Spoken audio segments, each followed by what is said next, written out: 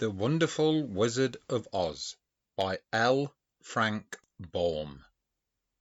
Chapter 1. The Cyclone. Dorothy lived in the midst of the great Kansas prairies with Uncle Henry, who was a farmer, and Aunt Em, who was the farmer's wife. The house was small, for the lumber to build it had to be carried by wagon many miles. There were 4 walls, a floor, and a roof, which made one room, and this room contained a rusty-looking cook stove, a cupboard for the dishes, a table, 3 or 4 chairs, and the beds.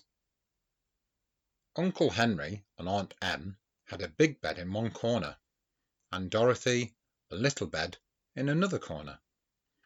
There was no garret at all, and no cellar, except a small hole dug in the ground called a cyclone cellar, where the family could go in case one of those great whirlwinds arose, mighty enough to crush any building in its path.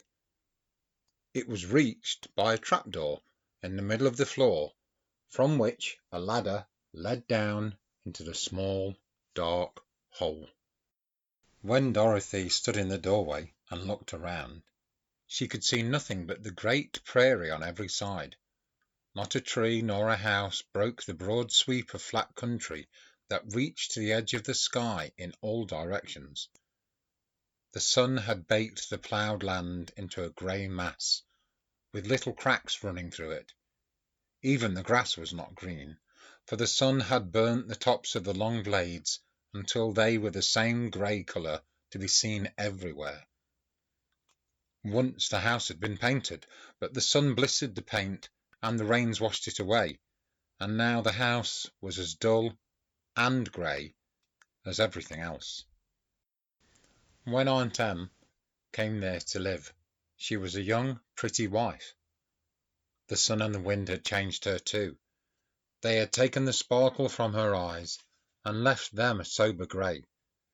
They had taken the red from her cheeks and lips, and they were grey also. She was thin and gaunt, and never smiled now. When Dorothy, who was an orphan, first came to her, Aunt Em had been so startled by the child's laughter that she would scream and press her hand upon her heart whenever Dorothy's merry voice reached her ears, and she still looked at the little girl with wonder that she could find anything to laugh at. Uncle Henry never laughed. He worked hard from morning till night, and did not know what joy was. He was grey also, from his long beard to his rough boots, and he looked stern and solemn, and rarely spoke. It was Toto that made Dorothy laugh, and saved her from growing as grey as her other surroundings. Toto was not grey. He was a little black dog with long silky hair and small black eyes that twinkled merrily on either side of his funny wee nose. Toto played all day long, and Dorothy played with him and loved him dearly. Today, however, they were not playing.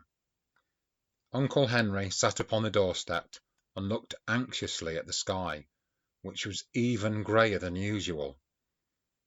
Dorothy stood in the door with Toto in her arms and looked at the sky too. Aunt Em was washing the dishes. From the far north they heard the low wail of the wind, and Uncle Henry and Dorothy could see where the long grass bowed in the waves before the coming storm. There now came a sharp whistling in the air from the south, and as they turned their eyes that way, they saw ripples in the grass coming from that direction also. Suddenly, Uncle Henry stood up. "There's a cyclone coming, Em," he called to his wife. "I'll go look after the stock." Then he ran towards the sheds where the cows and horses were kept. Aunt Em dropped her work and came to the door. One glance told her of the danger close at hand. "Quick, Dorothy!" she screamed. "Run for the cellar!"